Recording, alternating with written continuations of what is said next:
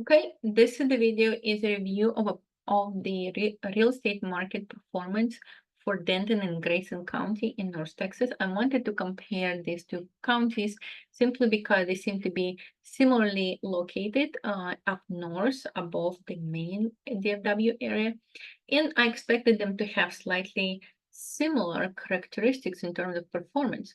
Let's take a look at our performance for this market. So let's find the beginning of the year. This is the median sale prices. So we're looking at pricing, the historical performance on pricing. And we can see that in January of 2024, Denton County started at 443 as the median sale price. And at the peak of the market, it was at 497, which means it gained close to $50,000 in 1 year in terms of price appreciation.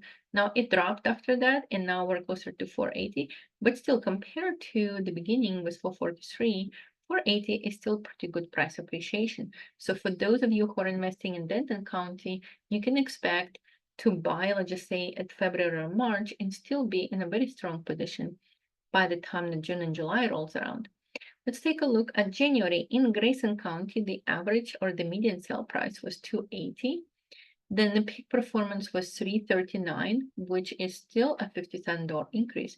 So in that case, we are kind of following the same pattern as a Denton County, except here we see a much sharper drop after August, after the kids went to school and the parents got busy with the kids in school. We see a much sharper price drop from, let's just say, 481 to 281 to 288. So basically all the gains that were made during the year were almost lost during the last part of the year due to potentially much fewer number of people looking at homes. So from the standpoint of price performance, Denton seems to be delivering a more stable performance than the Grayson County.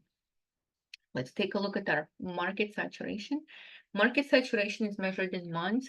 How many months would it take to absorb the current inventory on the market?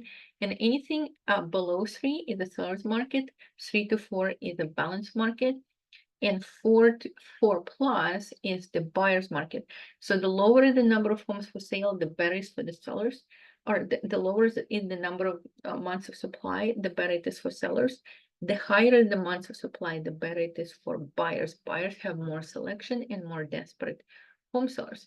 So we can observe here that Denton County, even though Denton County actually is a much bigger county and has big cities like Denton in it, Louisville, some other places like Elm, we can see that Denton County actually had fewer homes for sale than Grayson County. I'm not sure what's going on with Grayson County, but Grayson County seems to be kicking butt in terms of how many people are trying to sell.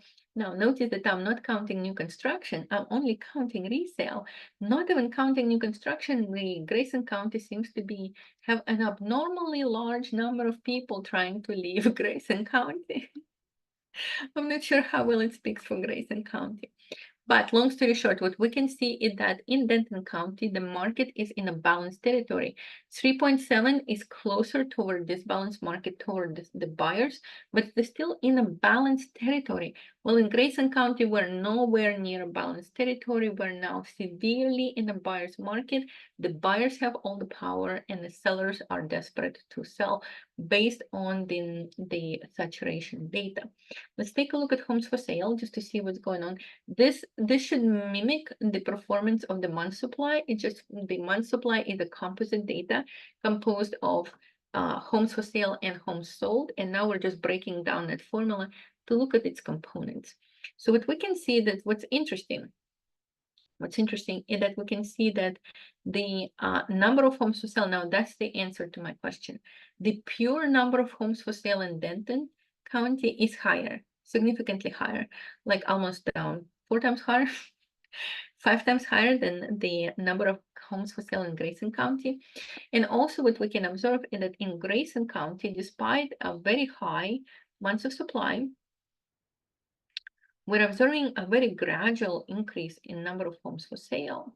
You can see that that increase was gradual from 2022, while the Denton County seems to have this up and down swings that we typically see during the year.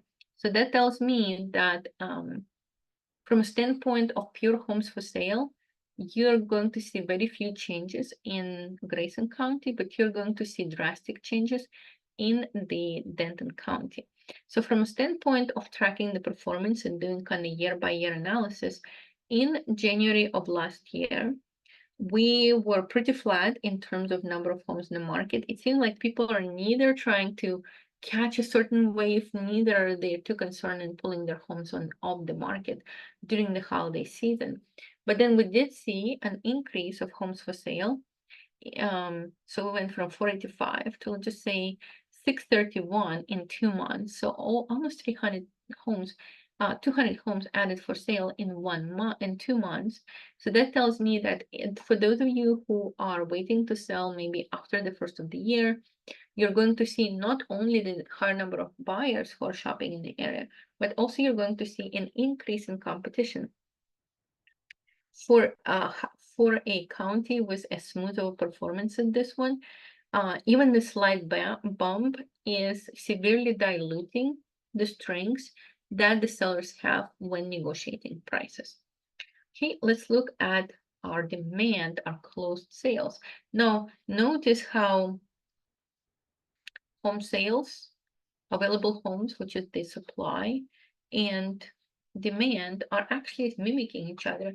We see just as smooth and hard to detect changes in the performance of the Grayson County, and we see this more dramatic leaps and falls in the Denton County.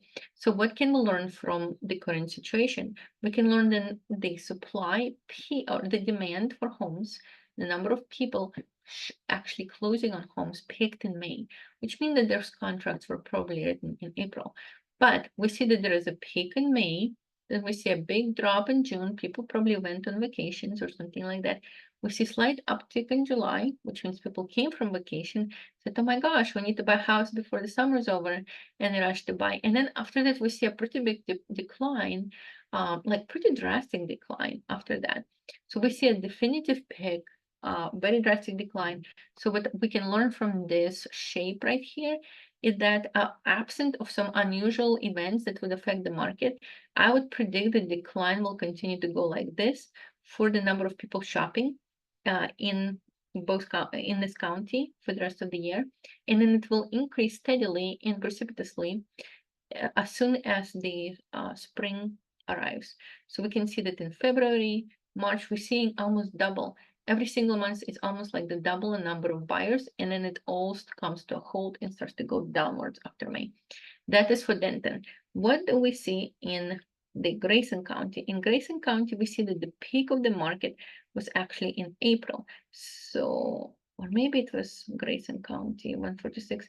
The peak of the market was in June. So people started to shop a little bit later than they were in, like just say, Denton County. But then we don't see that many changes. The number of buyers there seems to be consistent without these dramatic up and downs.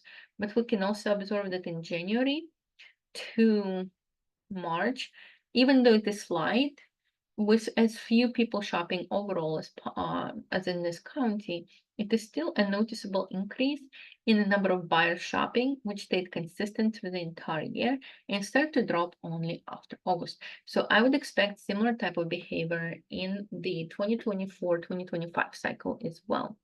Last but not least, let's look at how much of their original asking price the sellers are actually getting in each county, with 100 being the sellers are accepting offers at asking price, and below 100 mean that they're willing to accept offers below asking price, or they're going through price reductions. As we can see, in 2024, we have not had one single month, sadly, where we would reach the 100%. Now, it's not to say that no properties accepted full price offers or no properties had full price offers. That's not correct. We're looking at the median performance, which means that some homes sold above their price, initial price, some sold way below the initial price. We're just looking at the median. But what we can see is that in Denton, the sellers were willing to accept 99% of the sale price before they went under contract, while in Grayson County, they were willing to accept 96%. The numbers right now as of October are 96% of the sale price is a good enough price, sadly, in Denton, and 93% of the sale price is a good enough price for Grayson County. So that tells me that when you are looking to purchase a fixer-upper for resale, please do not use the ARV minus repair as your formula until you do some adjustments. So if your ARV is 300, and that's 100% ARV, which means somewhere right here, that means that you need to be calculating an extra anywhere between 4 and 7% below your ARV as your maximum allowable offer, because you may need that amount in order to drop your prices low enough to attract buyers, or to be, if you're accepting a lower offer, not to be out of pocket by the time you're ready to close. So these numbers show me that if you're counting on being here at 100%, you might be disappointed. Of course, it's case by case, it's just medians, but nevertheless, I would recommend adjusting my ARV down by 4 to 7% in these two counties. That was all that I wanted to mention about these two counties. If you have any questions about specific data for either county or for cities, certain cities, certain zip codes, or even certain subdivisions, I have the data. The most granular data that I can perform is at a subdivision level. I can perform this kind of analysis at the subdivision level as well, if you need me to. My name is Elena Garrett, and I'm a realtor with Keller Williams Central in Richardson, Texas. That's in Dallas area. If you have any information, if you have any questions, my phone number is 469-371-4961. You can reach me at any time. Please stay safe during the holidays, and I'll see you guys in December.